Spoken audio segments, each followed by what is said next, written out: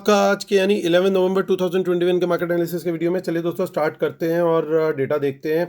So basically ये data तो आज मोस्टली इसमें से जो कॉल्स और पुट्स हैं इंडेक्स की वो एक्सपायर हो गई होंगी, तो उसके अलावा बाकी का डेटा देखते हैं और फिर नेट पोजीशन पे चलेंगे। तो उसके अलावा रिटेलर कहीं ना कहीं थोड़ा सा अभी भी बुलिश पोजीशन लेकर के ही गए हैं। डीआईएस को देखें तो वो भी कुछ ज़्यादा एक्टिविटी नहीं करी आज उन्होंने। एफआईआईज ने आज कुछ बड़े बदलाव नहीं किए अपने डेटा में, इसका मतलब ऑलमोस्ट कल वाला डेटा ही है। और प्रोज ने जो एक्सपायर हो गई पोजीशन उसके अलावा थोड़ा सा बियरिश पोजीशन ही लेते हुए दिखाई दी है। तो चलिए अब चलते हैं, बात करते हैं हम नेट पोजीशन की और देखते हैं कि कल बाजार किधर जा सकते हैं। तो इंडेक्स फ्यूचर्स को देखते हैं, retail clients, domestic institution, foreign institution और प्रोज। सो इंडेक्स फ्यूचर्स में रिटेलर ने आज कुछ बाइंग भी करी है और कुछ अच्छी शॉर्ट्स भी अच्छे क्रिएट किए हैं, जिसके चलते उनकी कुछ नेट सेलिंग आई है थोड़ी सी, क्योंकि बाइंग भी अच्छी खासी है। सो 63,000 कॉन्ट्रैक्ट्स जो है इनके अभी भी लॉन्ग हैं। डीआईएस को देखें तो उनके कुछ शॉर्ट्स क्लोज हुए हैं, लेकिन अभी भी उनके ऑलमोस्ट 77,000 कॉन्ट्रैक्ट शॉर्ट अभी भी सिस्टम में है। एफआईआईज को देखें तो कुछ लॉन्ग्स इन्होंने किए हैं और कुछ शॉर्ट्स भी इन्होंने किए हैं, बट नेट इनका थोड़ा सा बाय आया है, पॉजिटिव में आ गए हैं फाइनली। प्रोज को देखें तो उन्होंने कुछ शॉर्ट किया, कुछ लॉन्ग क्लोज किया, दोनों के चलते 2000 कॉन्ट्रैक्ट का सेल आया। 13,000 लॉन्ग अभी भी इनके बने हुए सिस्टम में। इंडेक्स कॉल के डेटा को देखते हैं तो इंडेक्स कॉल में रिटेलर्स के पास थी 1,09,000 कॉल्स। बाजार गिरा आज और most of the calls became zero.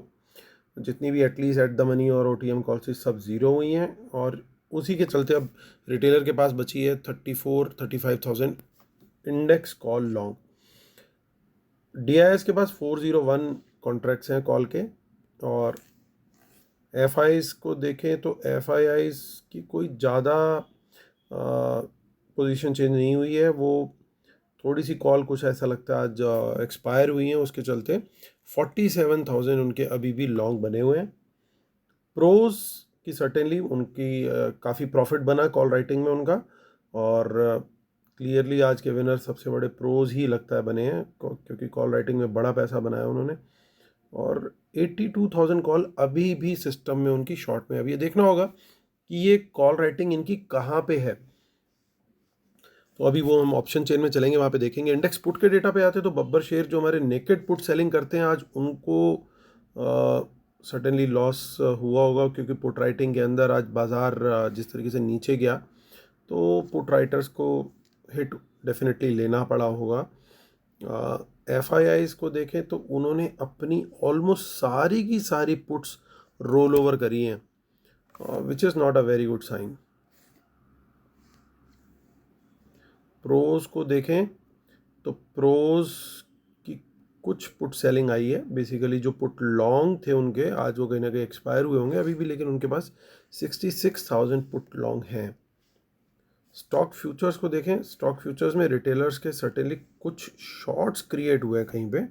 Surprisingly काफ़ी दिन बाद ये देखने को मिला है कि कहीं स्टॉक फ्यूचर्स बाय करते हुए दिखाई, माफ़ कीजिएगा, शॉर्ट सेल करते हुए दिखाई दे रहे हैं। हालांकि अभी भी बहुत बड़ी क्वांटिटी में लॉन्ग्स हैं इनके पास, बट कोई ऐसी पर्टिकुलर जगह है, स्टॉक है या सेक्टर है जहाँ पे रिटेलर हैवीली शॉर्ट बैठा हुआ है।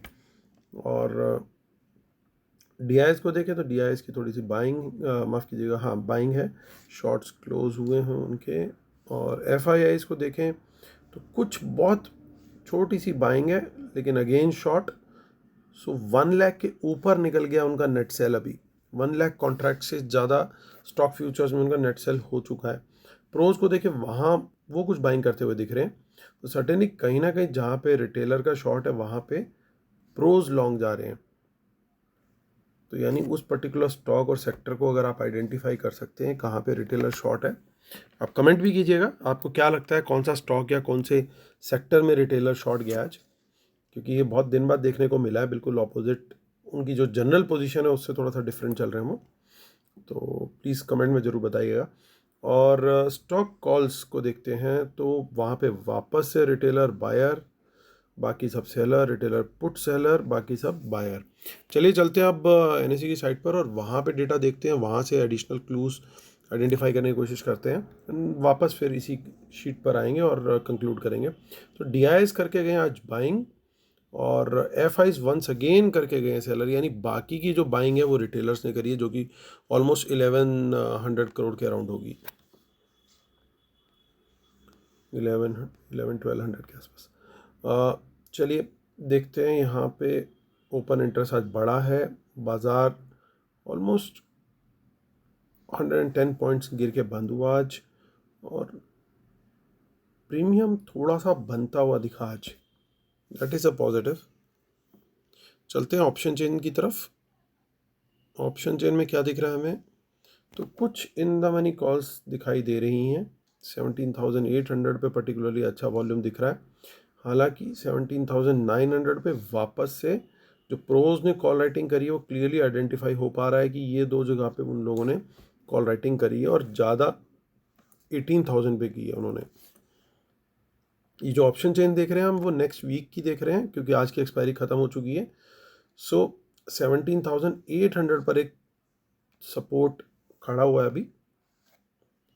चलते हैं आगे की, यानी मंथली ऑप्शन चेन भी चेक कर लेते हैं। सो वहाँ पे हमें कुछ खास ऐसा कोई क्लू देखने को नहीं मिल रहा है। In fact in the money puts वहाँ से अनवाइंड होती हुई दिख रही है, which is at least I would say कि थोड़ा सा पॉजिटिव है निफ्टी के लिए। आप देखिए यहाँ पे भी ओपन इंटरेस्ट आज बढ़ा है।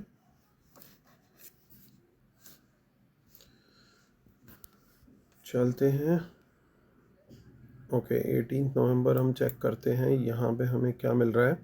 ऑप्शन चेन में कुछ अच्छी इन द मनी कॉल्स दिखाई दे रही हैं। ओके, और सपोर्ट भी 38,500 पे अच्छा यहाँ पे बेस बनता हुआ दिखाई दे रहा है, और इन द मनी पुट्स नहीं है उस हिसाब से। और ऊपर अगर हमारे को देखना है तो रेजिस्टेंस प्रॉपर जो है वो 39,000 पे है। सो कुछ 400 डॉट पॉइंट्स का हमारे पास, 440 पॉइंट्स का हमारे पास एक मूव यहाँ पे मिल सकता है, अगर वर्ल्ड मार्केट थोड़ा सा सपोर्ट दे। तो बैंक निफ्टी जितना वीक दिख रहा था उतना ऑप्शन चेन देख करके मुझे नहीं लग रहा है। चलिए अब डिस्क्लेमर पढ़ते हैं और उसके बाद कंक्लूड करेंगे। Knowledge sharing is for educational purposes only, these are not buy sell calls, please consult your financial advisor before taking any action, keep stop loss in system and trail. World market should not have opposite and watch out for market impacting news, respect the levels and trade only on price action confirmation. Paid webinar for best strategies 14 नवंबर Sunday को है दोस्तों, email कर सकते हैं इसको join करने के लिए amitdhamijhawan@gmail.com पर। ट्विटर हैंडल है अमित धमीजावन, टेलीग्राम चैनल है market analysis with Amit Dhamija, और t.me/market analysis Nifty bank Nifty. चलिए दोस्तों, टाइम टू कंक्लूड। देखिए काफ़ी दिन बाद एक तो ये देखने को मिल रहा है कि थोड़े से एफ ने कुछ लॉन्ग ऐड किए हैं किसी पर्टिकुलर जगह, हालांकि कुछ शॉर्ट्स भी ऐड किए हुए हैं, लेकिन आजकल ये जिस तरीके से खेलते हैं कि निफ्टी को रोक देते हैं बैंक निफ्टी चला देते हैं, या बैंक निफ्टी रोक देते हैं निफ्टी चला देते हैं। सो एटलीस्ट एक इंडेक्स में कल थोड़ी सी मूवमेंट होती हुई दिख सकती है कल, अगर दूसरे को रोका भी जाता है, क्योंकि ऐसा पॉसिबल है कि जो जिसको रोके हैं उसको शॉर्ट कर रखा हुआ इन्होंने, ताकि नेट बाय इनका कुछ दिखाई देना इतना ज़्यादा। लेकिन सर्टनली ये जो कॉन्ट्रैक्ट्स बाय किए हैं, कुछ कॉन्ट्रैक्ट्स तो आज इन्होंने लॉन्ग किए हैं, ये तो क्लियर है। उसके बाद इन्होंने ऑलमोस्ट सारी अपनी इंडेक्स कॉल्स जो थी वो रोल ओवर करी हैं, या फिर वो मंथली कॉन्ट्रैक्ट में ही थी मोस्टली। मेन चीज़ जो थी वो सबसे बड़ी देखने की ये है कि इन्होंने पुट अभी भी अपनी होल्ड कर रखी है, और बहुत बड़ी क्वांटिटी में, और शॉर्ट्स भी बिल्ड करते चले जा रहे हैं लगातार। सो कहीं ना कहीं मार्केट को लेकर के अगर मैं ओवरऑल डेटा देखूं, देखिए देखने में तो कई जगह पे ग्रीन भी दिख रहा है और बहुत जगह पे रेड भी दिख रहा है। प्रोज को देखें तो प्रोज भी अच्छी खासी कॉल राइटिंग करके अभी भी कंटिन्यू करके गई है। सो आई थिंक ऐसे माहौल में सबसे बढ़िया स्ट्रेटेजी रहेगी कि हम इंडेक्स पे उतना फोकस ना करके स्टॉक्स के ऊपर ज़्यादा फोकस करें, जहाँ पे हमारे को ब्रेकआउट दिख रहा है, जहाँ पे हमें आउट परफॉर्मेंस होती हुई दिख रही है। क्योंकि आज एक्सपायरी हुई है, मार्केट कल एक बार तो थोड़ा सा टाइम लेगा डिसाइड करने में कि किस डायरेक्शन में उसे जाना है।